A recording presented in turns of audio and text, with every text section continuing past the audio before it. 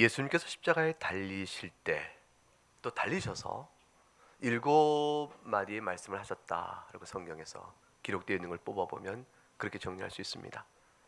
첫 번째 말씀이 아버지 저들을 사하여 주옵소서. 저들이 자신들이 하는 것을 알지 못함입니다. 그렇게 말씀하셨습니다. 주님은 원망 가운데 십자가 달리신 것이 아니고 용서하시는 구주로서 그 안에 달리십니다. 그리하여 실제 옆에 있던 십자가 강도 중에 하나가 자신의 영혼을 기억해달라라고 주의 나라 임할 때 기억해달라고 간구하자 주님께서는 네가 오늘 나와 함께 낙원에 있을 것이라 하고 무한한 긍휼, 더 없는 복음의 정수를 말씀으로 베푸셔서 그 영혼을 건지셨습니다. 그러시고는 지상에 있던 삶에 참 사람을 오셨기 때문에 삶을 정리하는 과정이 있었으니 제자인 요한에게 마리아에게 가끔 말씀하셨죠. 여자여 당신의 아들이요. 제자에게 이르기를 아들아 너의 어머니라 이렇게 말씀하심으로 주변을 정리합니다. 그리고 나셔서 제 9시쯤 되었을 때 12시 정오 다 됐을 때 엘리엘이 라바 사박다니 하나의 하나님 나의 하나님 어찌 나를 버리시나이까 이렇게 말씀하심으로 자신의 임하는 영원한 저주의 절규를 그 앞에서 하시게 되어집니다. 그리고 목이 말라 목마르다 말씀하시고 그리고 다 이루었다 하시고 마지막으로 죽음에 이른 그때쯤에 온 힘을 다해서 큰 소리로 하나님 아버지를 불러 이르시되 내 영혼을 아버지 손에 부탁하나이다 하고 운명을 하십니다. 이러한 과정을 겪어가는 전체 시간 9시에 달리시부터 오후 3시에 될 때까지 6시간의 동안의 시간 속에서 주님께서는 자신의 구원 사역 그리고 자신의 한 말을 통해서 자신이 달려 죽는 의미가 무엇인가를 계속적으로 그때라도 알려주고 계셨어요. 그 주님의 십자가 달린 그 상황에서 하나님께서도 그 십자가의 죽음의 의미, 그 아들의 내어줌의 의미가 무엇인가를 택한 백성들에게 보이시고 악한 자들에게 큰 날 그들의 패역상과 완악함을 정죄하시는 의미로 계시를 보이시죠. 그 계시가 첫 번째 계시가 우리 지난주에 말씀을 통해서 봤던 어둠의 내림이었습니다. 어둠이 정오 때부터 운명하시기 3시까지 내렸는데 그 어둠은 바로 예수에 향한 하나님의 진노의 심판이 얼마나 무섭고 실제적이었는가를 드러내 주신 것이었습니다. 예수님은 죄인으로 달리셨고 여러분과 나의 죄를 위해서 택한 모든 백성의 죄를 위해서 철저히 하나님께 외면당한 자요 버림받은 자요 무서운 진노의 공의 하나님 앞에서 떨며 그것을 당해야 될 죄인 중에 괴수로 섰던 것이죠. 그 주님이 당하신 영육간의 몸과 영혼에 당하신 그 죄에 대한 심판을 하늘의 어둠으로 주님께서는 우리에게 가르쳐 주셨습니다. 오늘 본문을 보니까 또 다른 초자연적 사건을 통해서 계속해 주님께서는 십자가의 죽음의 의미를 우리에게 풀어주십니다. 성소 휘장이 위로부터 아래로까지 확 갈라 찢겨진 것입니다. 이게 뭘 뜻하겠어요? 성소 휘장은 하나님께서 우리를 만나주시나 그러나 만날 수 없는 열림과 닫힘의 의미를 같이 갖고 있는 것이었습니다. 하나님께서 모세를 통하여 이스라엘 광야에 성막을 짓게 하시고 그 성막 가운데 임재하심으로 이스라엘 가운데 행하신 분이심을 드러내셨으나 그러나 그 성막에 있는 하나님의 임재의 그 보좌는 지성소라 하여 커튼으로 휘장으로 가려져 있었습니다. 아무나 들락날락 할 수 있는 것이 아니었고 누구도 하나님의 언약궤가 있는 그 자리에 휘장을 제치고 들어갈 수가 없었습니다. 들어가면 죽음이었습니다. 그것은 거룩한 것이었기 때문에 죄인으로 들어갈 수 없는 것이었죠. 이스라엘 백성이 죄인이었으나 그 무리 가운데 하나님 임재하심은 오직 하나님이 긍휼하신 언약 때문이었는데 그 언약의 뜻으로 내가 너희 가운데 함께 임한다고 성막을 짓게 하셨는데 그 모든 것들은 다 속죄 제사를 통해서 이루어지는 일이었어요. 속죄 제사를 성막에 드림으로 거룩한 하나님과 교통이 비로소 되어지나 그럼에도 불구하고 아직은 그림자요, 아직은 완전히 이루어지지 않았기 때문에 지성소에 임의로 들어갈 수 없었던 것이죠. 창세기 3장 20절과 24절에 보게 되면 하나님께서 선악을 알게 하다는 일에 이자가 우리와 같이 되었으니 그가 생명나무의 열매를 먹고 영생할까 하노니 내쫓자 하셔서 주님께서 에덴 동산에서 아담과 하와를 내쫓아 버리십니다. 그리고 나서 하나님의 영생에 참여자가 되지 못하도록 그룹들, 천사들을 보내시고 화염검, 불검으로 그 둘레를 쳐서 들어오지 못하게 합니다. 결국 죄인의 상태로 하나님의 존전에 선다는 것은 생명이 아니요 죽음입니다. 그러나 아주 무서운 죽음입니다. 히브리서 10장 31절에 살아계신 하나님 손에 빠져 들어간 것이 무서울진저, 죄인의 상태로 하나님을 만난다는 것은 보통 무서운 일이에요. 이 땅에 살면서 하나님을 안 믿는 사람들이야 죽은 다음에 별일 있겠냐? 많은 사람들이 하나님 안 부르고 안 믿고 죽었는데 그 많은 영혼들이 다 어떻게 됐겠냐?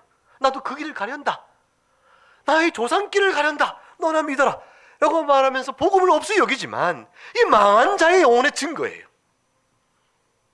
양심의 떨림도 화인 맞은 자가 되어져서 두려워할 줄 모르는 자가 되어지고, 평생 하나님을 안 믿어도 죽을 때가 되어지면 자신이 행한 행실의 악함 때문에 혹시라도 있을 심판 때문에 두려워하는 것이 마땅하며, 그런 성정이 다 우리한테 남아있기 때문에 그래도 숱한 종교들이 비진리 가운데 있지만 있는 법이거늘, 그래서 무당도 따라가거늘, 알지 못한 신비한 힘에 대한 두려움이 있어서 점쟁이도 쫓아가거늘, 이 자들은 화인이 맞아서 하나님 어디 계시냐? 라고 말하며 그대로 죽고 마는 자들이죠. 죽음 위에 닥칠 하나님의 거룩한 심판 앞에서 그 영혼의 무서움을 그들이 조금이라도 알았다면 그렇게 방자하게 살지 못했을 것입니다. 하나님께서는 주의 백성을 불러 모으신 다음에 하나님의 임재를 드러내셨습니다. 시내산에 강림하실 때 그 무서움 앞에서 모두 떨어졌죠. 근데 하나님이 성막을 짓게 하시고 훗날에 성전을 짓게 하시면서 내가 너희를 만나겠다 하셨습니다. 그래서 하나님과 우리 사이에 교통이 생겼는데, 그러나 그것은 완전히 열려진 것이 아니었어요. 그 성전과 성막 안에 들어가니 성소와 지성소를 가로막는 두터운 휘장이 있었던 겁니다. 출애굽기 26장 33절과 34절에 그 휘장을 갈고리 아래에 늘어뜨리고 증거궤를 그 휘장 안에 놓으라, 그 휘장으로 너희 성소와 지성소를 나누라 하셨습니다. 성소는 진설병을, 떡을 매일 바꾸게 들어가는 것이요, 불을 밝히고 기름이 떨어지지 않도록 하기 위해서 늘 제사장도 출입할 수 있었지만 지성소는 그렇지 못했습니다. 1년에 한 번 대속죄일에 대제사장 이러할지라도 정결케 하는 은혜를 입고 비로소 들어가서 하나님께 이스라엘 속하는 그런 일을 하고 올 수가 있었습니다. 그 휘장이 참, 하나님께서 그 휘장에 수를 놓도록 하셨는데 그 휘장의 수는 그룹의 형상으로 수를 놓으라 하셨습니다. 역대하 3장 14절에 보게 되면 그룹은 천사를 상징하는데 이 천사가 바로 죄 지은 아담과 하와를 내쫓고 하나님의 거룩한 존전 앞에 나와 영생을 누리지 못하도록 불과 화염구로 막아선 천사입니다. 휘장에 있는 그룹 천사의 모습은 죄인이 거룩한 존전 하나님 앞에 나올 수 없게끔 막는 그런 일의 역할을 했던 것이죠. 그런데 예수님 십자가에 달리실 때 하나님께서 놀라운 역사를 베푸십니다. 그 성전에 하나님의 거룩한 임재와, 다시 말하면 죄인들이 함부로 오는 것을 막음으로 그들의 영혼을 보호하고 하나님의 거룩한 존전이 함부로 죄인들에 의해서 범하지 않도록 하시는 그 거룩한 휘장이 한 손에 쫙 찢어지게 만드신 거예요. 이 일을 사람이 찢은 것이 아니라 그 말이죠. 누가 들어가서 그걸 찢겠습니까? 그 성소에 제사장만 들어가는데 제사장이 들어가 찢겠는가? 그 망령된 행동을 누가 했겠는가? 그 사람이 잡아 당기다고 찢어지겠는가? 그것을 예수님이 운명하실 그때에 위로부터 아래로 완전히 찢어져 버린 것입니다. 휘장이 찢어졌던 것은 성소와 지성소의 나눴던 가림막이 없었다는 것이며, 그 찢어진 순간에 그 지성소에 있던 언약궤 훤히 보이는 꼴이 되어버린 것이죠. 이 일이 어찌하면 좋은가? 성소와 지성소 사이에 막힘이 없어졌습니다. 그것은 제사장들에게는 굉장히 두려운 일이었을 것입니다. 어쩔 줄 몰라 쩔쩔 맸을 것입니다. 근데 그 일은 예수 그리스도의 죽음이, 그 십자가 달려 죽은 그 어리석은 죽음 같은 죽음, 그 처참한 죽음, 아무것도 못한 죽음, 이 세상에 볼만한 것 아무것도 만들어내지 못한 죽음, 예수님이 제자들을 뭐 10,000명을 키웠어요. 아니면 예수님이 제자 10,000명을 동원해서 무슨 성전에 버금가는 그 예수 그리스도의 교회라 할 만한 건축물을 지었어요. 예수님이 나라를 세워서 왕권으로 힘을 행사했어요. 이 세상에 아무것도 남겨둔 것이 없는 그러한 자의 비천한 죽음이었어요. 그 죽음이 무엇을 뜻하는 것인가를 단번에 상징적으로 보여주는 사건이었습니다. 히브리서 9장 12절과 15절을 가게 되면 성경을 열어보죠. 이렇게 기록되어 있습니다. 히브리서 9장 11절부터 15절 말씀에,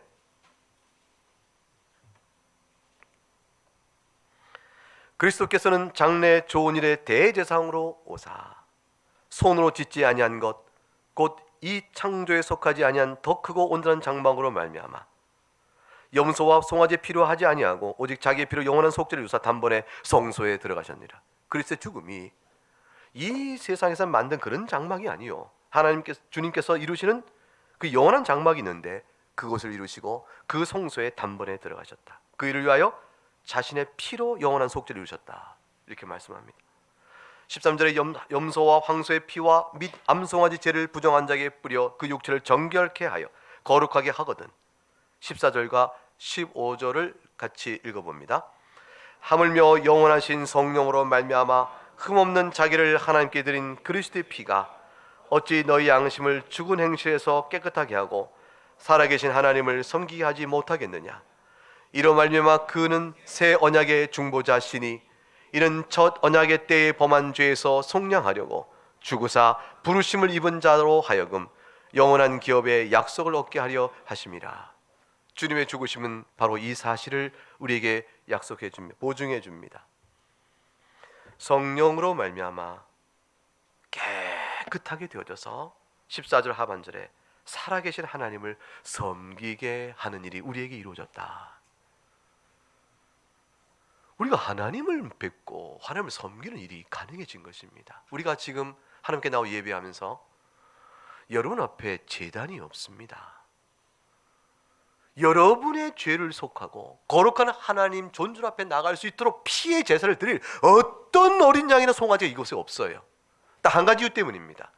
예수 그리스도께서 자기 피로 영원한 속죄를 이루셨기 때문입니다. 우린 주의 이름을 의지하여 주의 이름을 부르며 주의 권위 앞에, 그의 십자가 앞에 엎드려 주 이름을 찾아가면, 그 하나님을 부르면 그 하나님 나의 아버지가 되셔서 그냥 만나주시는 이 놀라운 사귐과 교통이 우리한테 이루어졌으니 성소와 지성소의 휘장은 완전히 찢겨져 버린 것입니다. 이 일이 가능한 것은 율법의 정죄가 더 이상 우리에게 역사하지 않기 때문인 것이에요. 죄인된 우리들의 흉한 모습이 여전히 있음에도 불구하고 하나님께서 우리에게 남겨져 있고 흔적으로 있는 그 흉한 죄된 모습 때문에 우리를 그 무서운 진노로 다스려가지 않습니다. 예수 그리스도의 보혈의 은혜 때문에 우리와 사귐을 기뻐하시고 우리의 허물을 보지 아니하시며 그리스도의 의로 우리를 하나님의 거룩한 백성으로 받으시는 것이에요. 골로새 2장 14절에 우리를 거스리고 분리하는 법조문으로 쓴 증서를 지우시고 제하여버려서 십자가에 못 박으셨다. 율법의 정죄를 십자가에 못 박으셨다는 뜻입니다. 그래서 로마서 8장 1절에 그 유명한 말씀, 이제 그리스도 예수 안에 있는 자에게는 결코 뭐가 없다고 되어 있습니까? 정죄함이 없습니다. 여러분 이거 믿으셔야 됩니다. 마음의 불안감을 내려놓으셔야 됩니다. 예수 그리스도의 약속이요, 그의 죽음의 피는 그의 권능이 큽니다.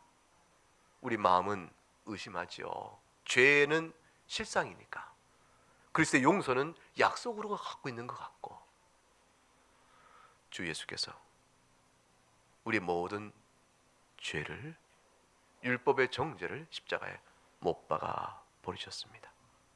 그래 우리는 하나님께 나와 예배할 수 있게 된 자요.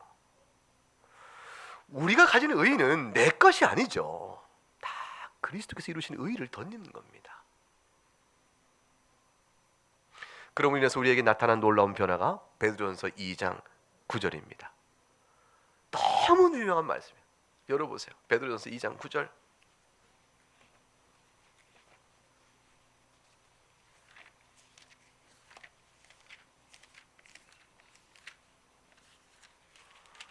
이 장 9절 말씀을 한번 찾았으면 같이 읽어보죠. 시작.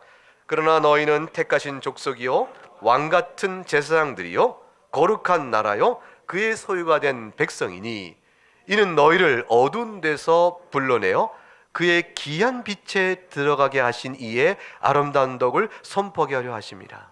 여러분 이 짧은 한 절 속에서 가장 사랑하는 구절이 어디에 부분이? 택하신 족속. 감격스럽죠? 왕같은 제사장. 우리가 왕이요 제사장이 얼마나 좋아요. 거룩한 나라. 거룩한 나라라고 그냥 그의 백성이 됐구나. 너무 좋은데 그 다음 구절 말씀이 너무 신기한 거예요. 어두운 데 있었던 너희를 불러내어 주님의 신비한 하나님의 신비한 빛에 들어가게 했다.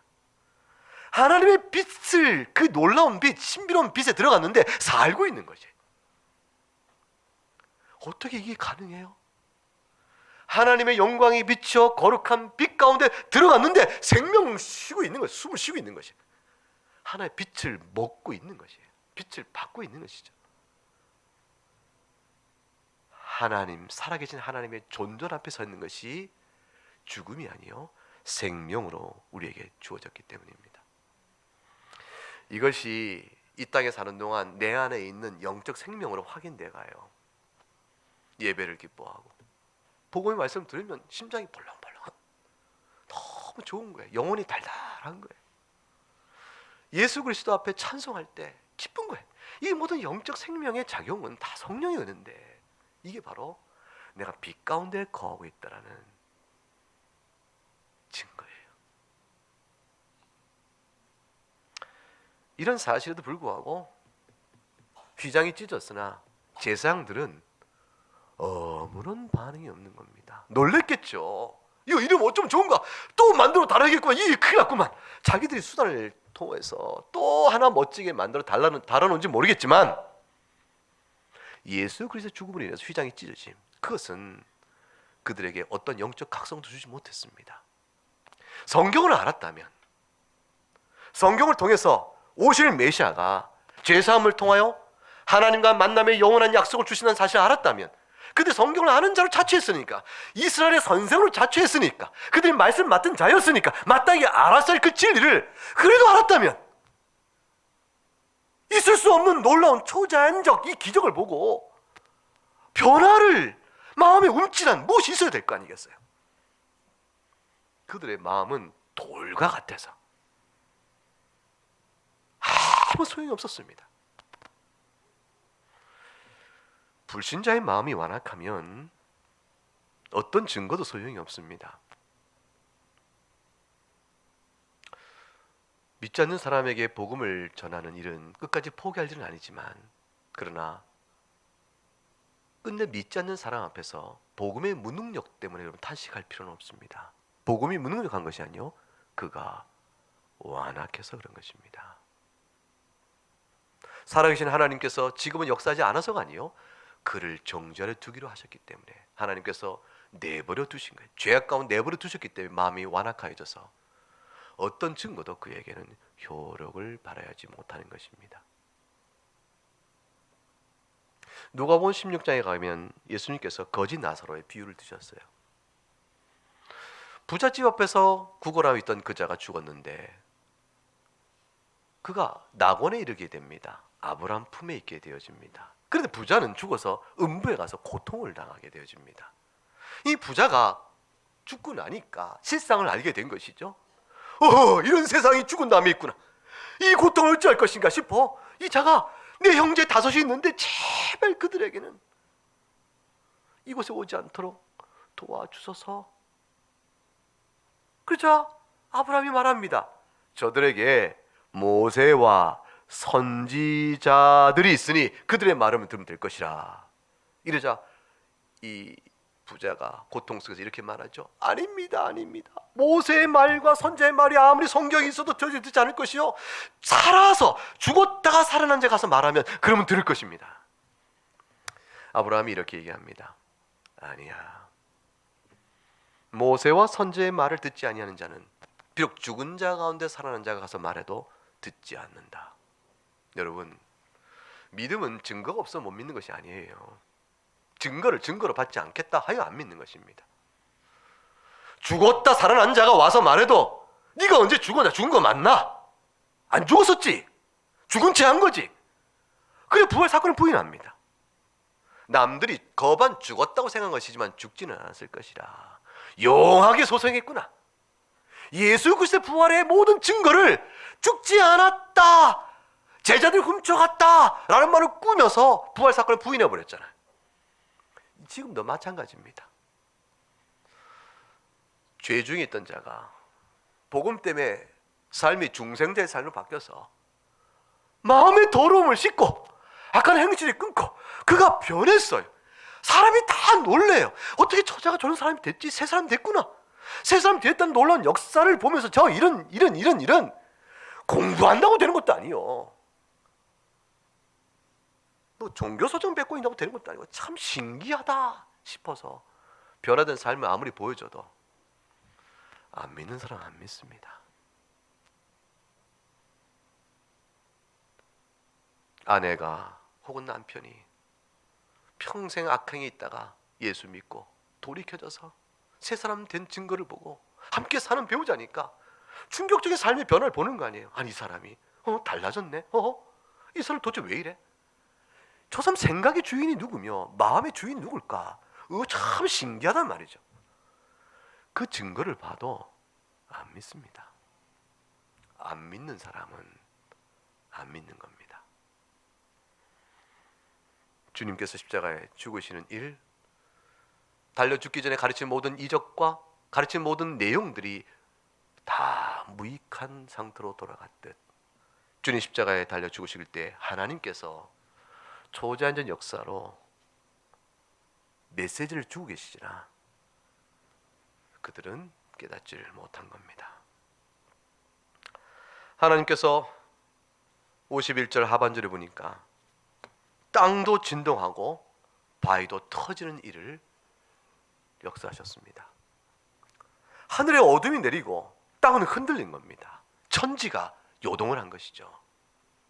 이 천지의 요동은 이스라엘에게는 특별한 의미를 갖습니다. 왜냐하면 하나님께서 신명기 32장에 모세가 이제 자신이 죽게 될 때쯤에 이스라엘 생각하면서 아주 안타까운 마음이 들죠. 하나님께서 모세를 통해서 이스라엘을 경고합니다. 모세는 이스라엘 너무 잘 아는 것이, 광야 36년간 이들을 끌고 다녀보니까 이들이 얼마나 패역한 자인가 아는 것이, 이들이 하나님의 은혜를 얼마나 멸시하는가를 아는 것입니다. 이스라엘, 내가 너희들의 성정을 잘 아노니 너희가 약속의 땅 그곳에 가서라도 하나님을 필경은 배반할 것이라. 그러나 너희 가운데 하나님께서 며칠이라도 남겨두어 너희들 가운데 구원의 은혜가 있도록 하기 위해서 하나님께서 나를 통하여 너희에게 경고의 노래를 지어 부르게 하나니 이 노래를 너희가 배워 익혀 부르고 너희 자손들에게 배워 익혀서 행한 너희들 가운데서 패역하고 완악하고 방자한 마음으로 주를 거스는 일이 없도록 해라. 그래서 우리가 하나님으로부터 옛적부터 받은 은혜가 얼마나 큰가, 근데 우리가 얼마나 조상 때부터 패역했는가, 그걸 노래 가사를 다 져서 가르쳐 주세요. 그리고 하나님께 순종했을 때 받은 은혜와 행복도 노래 가사에 들어서 저들로 하여금 어린아이로부터 배워 가르치게 한 증거의 노래를 가르치는데, 이 증거의 노래가 하나님께서 왔다는 사실을 증언할 증인을 초대합니다. 그 증인이 바로 뭐냐면 신명기 32장 1절이에요. 하늘과 땅인 것입니다. 하늘이여 들으라, 땅이여 귀를 기울이라. 내가 이제 말하니 땅은 내 입의 말을 들을지어다. 하늘과 땅을 증인으로 소환하여 이 증거의 노래를 가르치는 것은 뭐냐면, 인간은 패역하여 듣고도 들은 적 없다 하고 외칠 것을 잘 아시고 변찮은 하늘과 땅을 들어 증거의 노로 삼은 겁니다. 이사야 1장을 갔더니 이사야 선지가 바로 신명기 32장에 이 증인을 소환합니다. 이사야 선지가 이스라엘을 책망하고, 그러나 이 선지의 그 책망과 경고에도 불구하고 이사야서에는 죽음의 고난의 종에 대한 메시지가 들어있잖아요. 이사야서는 66장인데 신구약 성경 전체 수와 똑같잖아요. 근데 그곳에는 복음과 율법이 그대로 다 들어있는 너무 아름다운 책인데, 그 책을 열면서 이렇게 얘기합니다. 하늘이여 들으라, 땅이여 귀를 기울이라. 신명기 32장에 그 증거의 노래, 증인 소환을 이사야가 그대로 합니다. 그리고 이런 말합니다. 내가 자식을 양육하였거늘 그들이 나를 거역하였구나. 소만도 못하고 나귀만도 못한다. 소는 주인도 알고 나귀도 구유를 알지 않느냐. 너는 행악의 종자여 행위가 부패하도다. 여호와를 버리고 여호와의 거룩하신 일을 업수히 여기고 만홀히 여기고 너희가 내팽개치고 매를 얼마나 맞으려고 패역을 행하느냐. 하나님 사랑하시니까, 개중에 남은 자가 있으니까 이스라엘을 책망하시는 것이에요. 책망하시면 패역한 자는 책망이 왜 우리를 때리느냐고 하나님께 원망하고 하나님을 믿지 않을 불신앙의 이유로 삼겠죠. 남은 자는 그 책망을 징계로 받아 돌이켜 회개함으로 주의 은혜에 나오게 되어집니다. 하나님께서 이스라엘 사랑하여 그 가운데 남은 자를 불러내시기 위하여 그렇게 말씀합니다. 내가 너희들 가운데서 9절에 너희 가운데 내가 사랑할 생존자를 조금이라 남겨두지 않았다면 너희는 소돔이요 고모라다. 소돔과 고모라는 얘기는 무슨 얘기죠? 한 명도 살려둘 자가 못다는 자예요. 영원한 진노의 대상이라는 얘기죠. 실제로 그 역사가 창세기에 소돔의 심판을 통해서 드러내셨고요. 주님이 죽으실 때 하늘은 어두웠고 땅은 흔들렸습니다. 천지를 불러내신 것입니다. 주님은, 하나님께서는 예수 그리스도의 죽음을 통해서 그 어두움은 예수 그리스도에 대한 죄에 대한 심판이지만 동시에 한면으로는 뻔뻔하며 패역한 곳에 있었던 유대인들을 향한 분명한 말씀이었습니다. 증인을 소환해요. 이런 현상을 보고도 너희는 너희가 못 박아 죽인 메시아에 대해서 생각을 어찌하느냐. 유대인들이 훗날에 하나님 심판 앞에 서면서 우리가 몰라서 그랬습니다 라고 말할 수 있을까요? 하나님께서 그들의 악을 선으로 바꾸시사 우리를 죽음에서 건지시는 메시아 구원 사역을 이루셨지만, 그리고 예수를 팔아넘기고 예수를 죽였던 그들의 악행도 심판받을 터인데 그들이 핑계할 수 있을까? 하나님께서는 저들의 완악한 심령 위에 또 다른 증거를 더하셨습니다. 52절입니다. 무덤이 열렸던 것입니다. 성도의 몸이 많이 일어난 것입니다.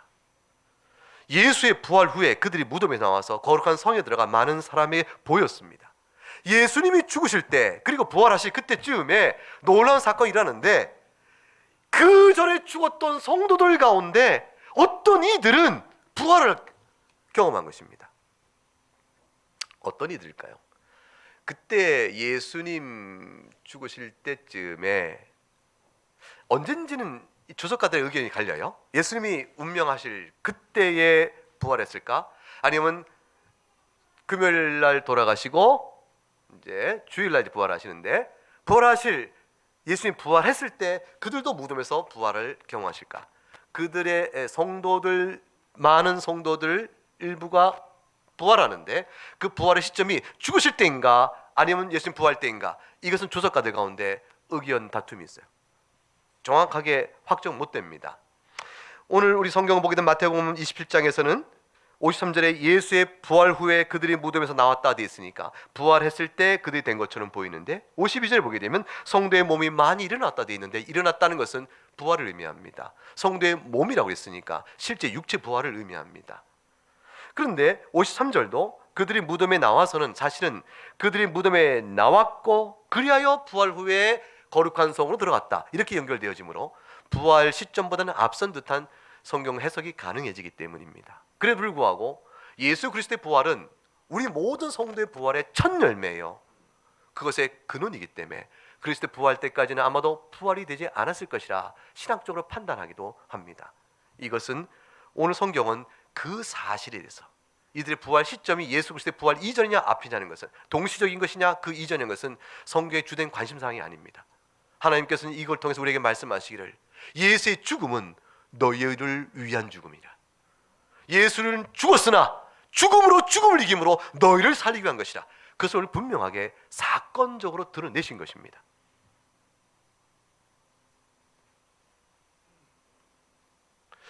예수님께서 십자가에 죽으시고 부활하실 요 3일 안에 3일 해보십시다. 이때쯤에 성도들이 무덤이 탁 열리고 몸이 부활하여 무덤에서 나와서 거룩한 성 곧 예루살렘에 들어가 많은 사람이 보였습니다. 무엇 때문에 보였을까요? 그건 한 가지 이유예요. 너희가 못 박아 죽인 그 예수가 바로 죽음을 이기는 메시아요.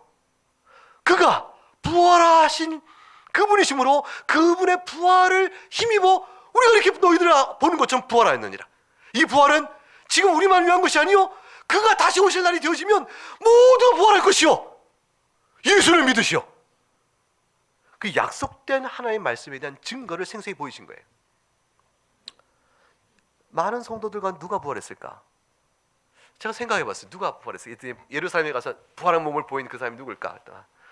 얼뜻 떠오른 두 분이 시므온과 안나예요. 예수님의 아기 예수를 보고 시므온이 이제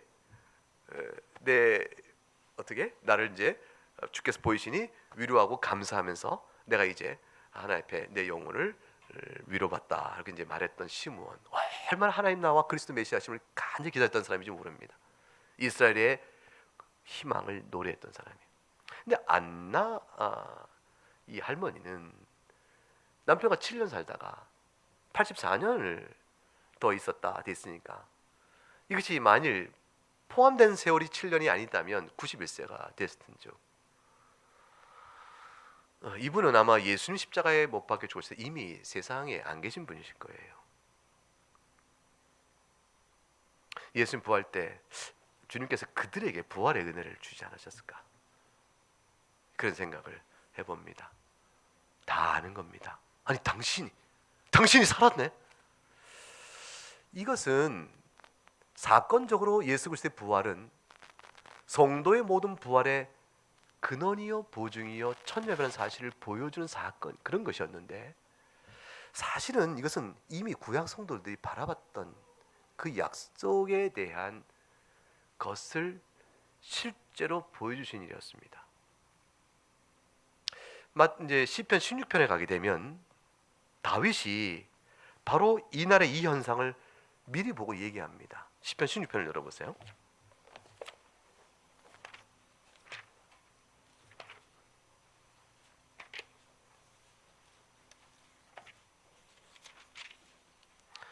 시편 16편 8절부터 11절까지 말씀 한 절씩 나누어 읽겠습니다. 11절은 같이 읽고요. 내가 여호와를 항상 내 앞에 모심이요 그가 나의 오른쪽에 계심으로 내가 흔들리지 아니하리로다. 이러므로 나의 마음이 기쁘고 나의 영도 즐거워하며 내 육체도 안전히 살리니 이는 주께서 내 영혼을 쏠해 버리지 아니하시며 주의 거룩한 자를 멸망시키지 않으실 것임이니이다. 주께서 생명의 일을 내게 보이시리니 주의 앞에는 충만한 기쁨이 있고 주의 오른쪽에는 영원한 즐거움이 있나이다. 가만히 보시면 다윗이 지금 무슨 얘기를 하고 있을까요? 여호와를 항상 내 앞에 모신다. 그가 나의 오른편에 계시면 내가 흔들리지 아니한다. 내 마음이 기쁘고 영도 즐거워 내 육체도 안전히 산다. 육체도 안전히 산다니까 아마 다윗은 이 땅에 사는 동안에 이스라엘 왕으로 편안히 살다가 죽는다는 뜻인가? 근데 10절에 보니까 내 영혼을 수월에 버리지 않으셨다니까, 이 사망 후에 내 영혼이 지옥의 심판을 받지 않는다는 말씀의 뜻을 의미하고 있는구나. 주의 거룩한 자를 멸망시키지 않으실 것이라 주의 거룩한 자 누굴까? 다윗과 같은 성도를 의미하는 것일까? 11절 주께서 생명의 길을 내게 보이시리니 주의 앞에는 충만한 기쁨이 있고 주의 오른쪽에 영원한 즐거움이 있다. 이 영원한 즐거움을 얘기하는데 도대체 무엇일까? 10편 16편은 사실 해석에 도대체 무엇일까? 이럴 수 있었어요. 그런데 이 시편 16편의 주석을 베드로 사도가 사도행전 2장에서 풀어줍니다. 사도행전 2장을 가볼까요?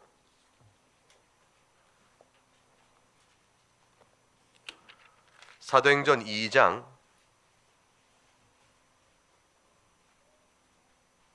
25절을 보게 되면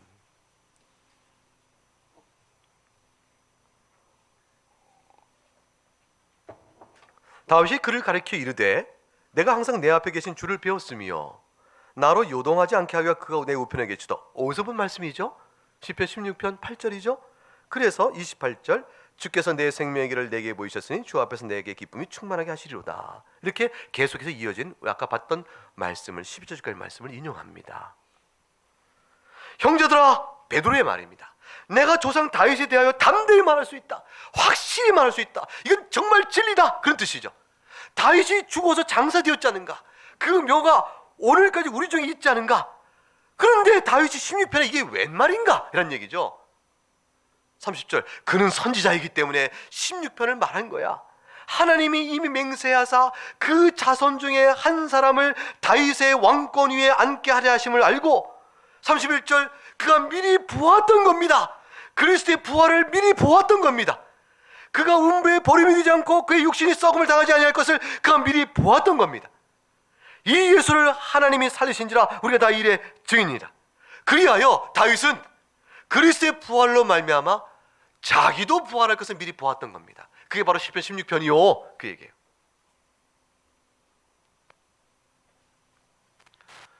다윗이 미리 보고 말씀 속에 계시하여 오고는 모든 성도들에게 이스라엘아 들으라. 우리가 행복함이 어디 있는가? 가나안 땅에서 영원토록 등따숩게 배부르게 먹는 데 있는 것이 아니라 가나안 족속과 구분하여 어둠에서 우리를 귀한 빛에 불러내신 하나님의 사랑 가운데 있으니 그것은 죄사함의 은혜의 용서라. 우리에게 주실 메시아는 바로 이분이라. 이것을 보이셨는데 그러므로 부활과 영생을 바라보도록 하신 겁니다. 이 약속의 말씀을 오늘 예수님께서 초림으로 이 땅에 오셔서 실제 십자가에 죽으시고 부활하신 그때쯤에 실제로 이 말씀대로 성도를 일부 몇 명을 살리신 것이죠. 일부 충분한 수만큼 살리셔서 온 이스라엘 가운데 선언하신 것이에요. 이 말씀을 주신 계시를 예수님 때 사건으로 보이신 것이에요. 그리고 말씀하신 겁니다. 보라, 주 예수께서 잠자는 자들 가운데 부활하사 첫 열매가 되셨으니 그 은혜를 입어 여러 성도들, 많은 성도요 모든 성도가 부활할 그날을 미리 우리가 이렇게 특별한 은혜를 입어 여러분께 보이노니 예수를 믿고 부활 영생 약속의 하나님 말씀을 붙들라. 그 부활로 증언한 겁니다. 하나님께서는 더디 믿는 우리를 불쌍히 여기셔서 말씀으로 보이신 바를 예수 그리스도 죽으심과 부활 그때쯤에 특별한 은혜를 입힌 성도를 뽑아내어 사건으로도 증언하신 것입니다.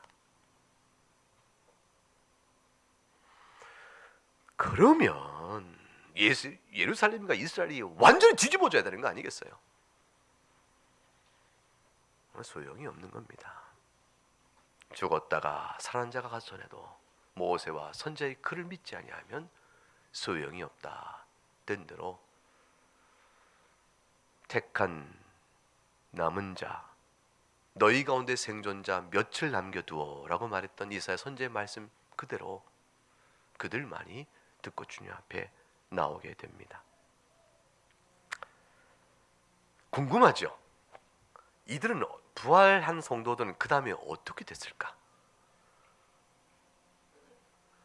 백수를 누리며 평안히 살다가 다시 죽었다.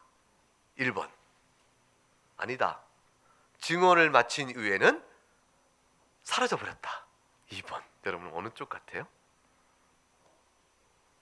그거 갖고 교회 안에서 싸우지 마라. 이제 그거 갖고 계속해 살다가 백세 죽었다 파, 그 다음에 사라졌다 파, 이렇게 해서 서로 싸우지 마라. 이것이 답인데 성경은 거기에 대해서 우리에게 알려주지 않으세요.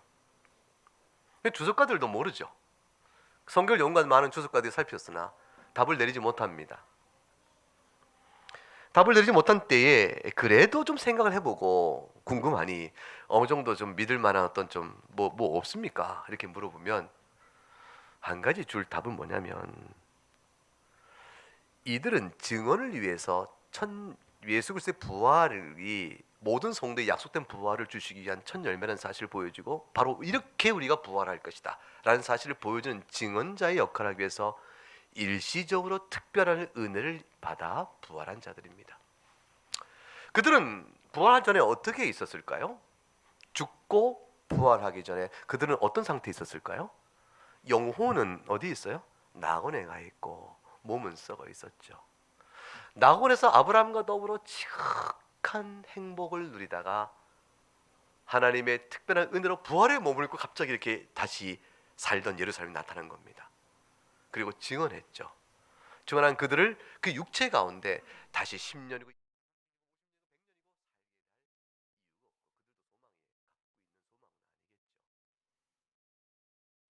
주님께서 그 이후에 말씀이 없어서 그들은 다시 육체는 땅에 두고 영혼은 낙원에 갔거나, 아니면 제가 믿기로는 그 부활한 영광의 몸을 가지고 그대로 낙원에 가지 않았을까 하는 생각도 해봅니다. 그러면 장래 부활의 영광의 아름다운 몸을 갖고 있는 이는 예수님이시고, 또한 이때 부활에 먼저 맛본 이들도 낙원에서 부활의 몸을 입고 있지 않을까 하는 생각을 해보게 됩니다. 조만간에 주께서 부르셔서 낙원에 가게 되면 주님의 부활의 몸을 보면서 재림 때 입을 부활의 몸을 사모하며 기뻐하며 막 간절히 바라겠죠. 영혼만 있는 상태는 우리에게 흡족한 상태가 아니니까.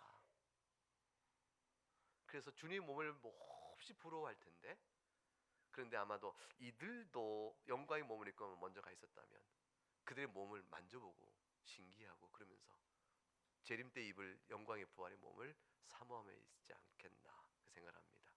그러나 이 지금 드린 요 이야기는 성경의 진리는 아닙니다. 이건 신학적 상상력입니다. 성경은 그분에서 우리에게 특별한 호기심을 갖지 않게 하십니다. 다만 예수 그리스도의 죽으실 때, 그의 부활 첫 열매 될 때 그리스도께서 모든 성도를 부활하실 것을 말씀으로뿐 아니라 이미 보이셨던 주님께서는 어때요? 사건으로도 보이심으로 오고는 모든 세대의 그 당대 사람들에게 메시아의 오심과 죽음으로 죽음을 이기신 그 능력을 나타내 보셨다는 것입니다. 이 모든 사건을 보고 유대인들은 꿈쩍도 안 하는데, 오늘 성경 본문을 보게 되면 이방인인 백부장이 변합니다. 54절입니다. 백부장과 및 함께 예수를 지키던 자들이 지진과 그 이런 일을 보고 심히 두려워했다. 여러분, 하나님 안 믿는 사람도 자연재해나 자연의 징조가 특별하면 야, 이거 신비롭다, 이게 도대체 무슨 일인고 하고 두려워하게 되어 있습니다. 그러니까 산에 가서 큰 나무 보면 절하잖아요. 바위가 이 커도 야, 신기하다, 그 앞에 절하고 싶은 그런 마음 같잖아요.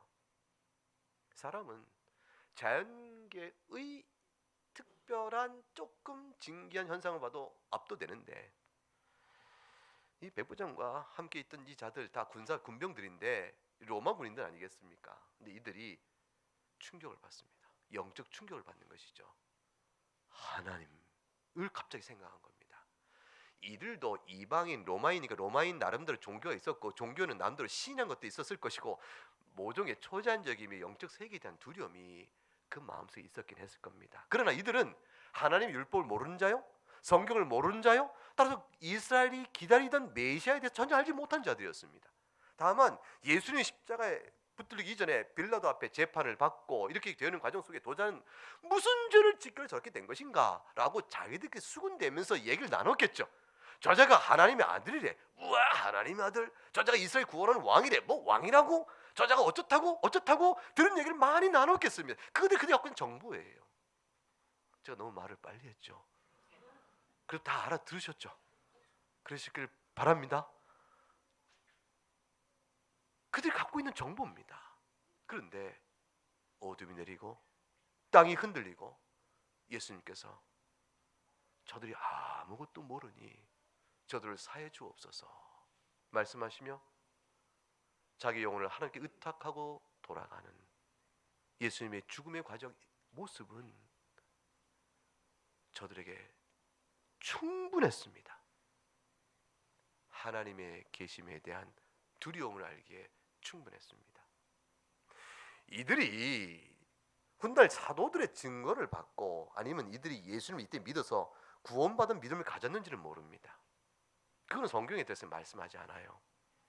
그러나 충격은 충분하게 증거합니다. 이자가 정녕 하나님의 아들이었구나. 어떤 의미로 구원받으면 신앙을 한지는 모르겠어요. 그러나 충격이 분명히 있었던 사실은 말합니다. 이 충격을 이방인은 받았는데 교회는 잠자고 있었다라는 것입니다. 세상은 그 충격을 받고 있는데 교회는 잠자고 있었다. 그것을 증언하고 있는 것입니다. 저들이 모른다고 했으면 메시아 못 박은 죄악의 불법을 주께서 물으실 때 모른다고 말했을 때 하나님께서는 그러냐 백부장도 충격을 받고 그렇게 말했는데 너희는 그만한 충격도 없었느냐 이렇게 물으실 만한 그러한 증거가 된다고 봅니다. 예수님이 비참한 죽음을 당하실 그날에 가장 메시아스럽지 않은 죽음을 당하시는 것이죠. 그날에 함께 있던 이들은 여인들이었습니다. 55절부터 보면 갈릴리에서부터 따라온 많은 여자가 거기 있어 멀리서 바라보고 있으니 그중에 막달라 마리아가 있었고 야고보 요새의 어머니 마리아와 세베대 아들들의 어머니 있었더라. 이들이 왜 따라왔을까요? 옥합을 깨뜨려 예수님의 장사를 준비했던 여인의 눈물과 그 고백과 헌신 속에서 갈릴리에서부터 따라와 주님의 복음 사역을 헌신으로 섬겼던 이 여종들의 심령 속에 딱 한 가지였어요. 성경이 곳곳 증가하는 모습은 죄사함의 은총에 대한 강한 확신이요, 그가 죽음으로 우리를 살린다라는 사실에 대한 복음적 가르침에 대한 이해가 마음속에 남겨져 있었습니다. 남자들은 다 잊어버리고 있는 것 같았어요. 주님께서 내가 대제사장과 장로들과 서기관들의 고난을 당할 것이요 십자가의 죽음을 당할 것이요 그래서 3일 뒤 부활할 것이라 말을 하였으나 고난당한다는 것도 십자가에 죽는다는 것도 다 잊어버리고 부활의 약속은 아예 잊어버리고 뿔뿔이 흩어져 멀리 도망간 사도요 남자들 도대체 어디가 있는 다 멀리 갔다고 도망가 버리는 것이죠. 근데 여자들은 기억이 나는 것입니다. 그리고 주님 앞에 따라온 겁니다. 막달라 마리아는 다른 성경에 죄인이었다 되어 있습니다. 참 하나님 앞에서 도무지 살 수 없는 수치스러운 죄를 많이 지은 그 여인이 예수님에게서 무엇을 봤을까요? 용서를 본 겁니다. 깨끗게 해주신 용서를 본 거죠. 막달라 마리아는 죽어도 예수를 못 떠나는 겁니다. 간음 현장에서 붙들린 여인, 그 용서를 한 이후에 주님께 영생이 있음을 알고 못 떠나는 겁니다. 세베대의 아들의 어미, 당신 나라 임할 때 하나들은 당신 우편에 한편은 좌편에 우리 아들을 높이 올려주세요. 기껏 그때 고백했던 것은 세속적 왕권에 대한 바람으로 주님을 바라봤으나 이제 가장 비참해 죽는 그 죽음의 자리 속에 세베대의 아들의 어머니는 아직도 붙들고 주님 매달립니다. 깨달은 것이죠. 죽음의 이 메시아 사역이 무엇인지 비로소 깨닫고 오니 세베대의 아들의 어미도 안 떠나고 가 있었습니다. 누가 예수님을 믿는 자들이요, 누가 예수님을 따른 자들인가? 오늘 성경은 우리에게 그 질문을 던집니다. 왜 그 자리에는 여인들이 있고 여인들이 있었다는 말을 성경이 일부러 기술해서 놨을까? 그냥 지나갈 수 있는 것일 텐데 굳이 그것을 가까이서 지켜본 자들이 있었는데 이들의 이름을 적어놨을까? 남자들의 이름은 없을까? 사실 사도 요한은 옆에 있었습니다. 근데 사도 요한의 이름은 성경은 기록하지 않고 여인들의 이름을 씁니다. 누가 예수를 따르는 것인가? 세상이 예수를 조롱하며 우리를 조롱할 때, 우리를 조롱하고 미워하는 것은 우리 때문이 아니죠. 사실은 예수님입니다. 여러분 속지 마세요. 예수를 굉장히 존귀하게 여기는 것 같아요. 예수를 믿는다며 너희가 그렇게 사니 너희가 믿는 예수를 욕되게 하는 것이다 하고 우리를 책망할 때 세상이 그들은 야 우리보다 더 예수를 높이나 보다 그런 생각이 들죠. 근데 그것이 아니라 너희가 믿는 예수를 너희가 욕되게 하니 그러니 너희를 보니 예수도 별것 아니다 라고 하면서 예수를 욕되게 하기 위한 그런 태도죠. 그런 표현이죠. 세상이 조롱하고 예수를 멸시할 때 끝까지 주님을 떠나지 아니하고 믿음을 지킨 이는 이때쯤에 뜻밖의 연약한 자들이었다라는 것입니다. 강한 자가 아니요 연약한 자요. 이름을 기억하지 못할 많은 여자들이 주님의 죽음을 보고 지켰다 이렇게 되어 있습니다. 재림 때까지 믿음의 신앙을 지키는 것은 세상의 강한 자가 아니요 이름 없는 많은 연약한 자일 수 있다는 것을 말씀해 주고 있습니다. 우리는 우리의 문보를 자랑할 것도 아니고 우리의 재력을 자랑할 것도 아니고 우리의 세상 권력을 자랑할 것이 아닙니다.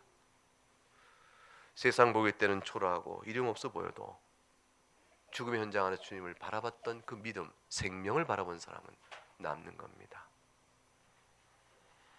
우리가 어떻게 살아야겠습니까? 오늘 본문은 우리에게 중요한 사실을 말해주죠. 너희가 그리스도와 함께 다시 살리심 받을 것을 믿으라.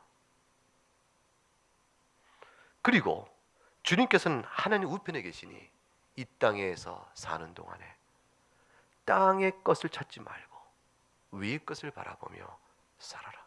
너희 생명은 하나님께 감춰진 것이요 우리 생명이신 그리스도께서 재림하여 나타나실 그날이 되면 너희의 그리스도 안에 감춰진 생명이 드러나게 될 것이라.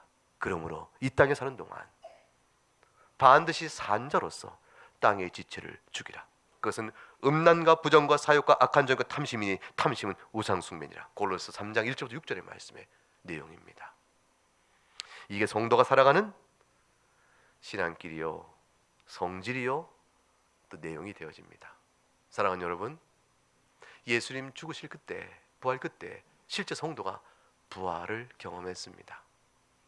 그처럼 주님 다시 오실 때 우리는 그 부활을 경험할 것입니다. 얼마나 더 하나님께서 말씀해 주셔야 될까요? 예언하셨고 실제 보이셨는데 뭘 또 보이셔야 될까요?